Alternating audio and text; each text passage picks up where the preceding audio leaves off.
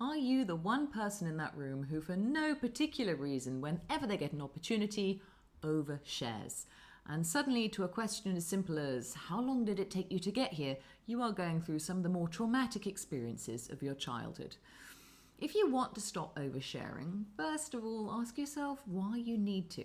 If you're making people uncomfortable, if you're making yourself uncomfortable, that might be a sign you need to rein it back in. But to be honest, I quite like oversharers. They cut through a lot of small talk, they give you that story that's actually useful and interesting.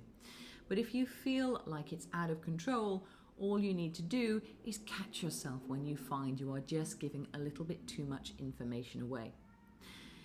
If you begin to overshare, start to think about a cutoff point. When you get to the end of this story, how can you now relate it back to the other person?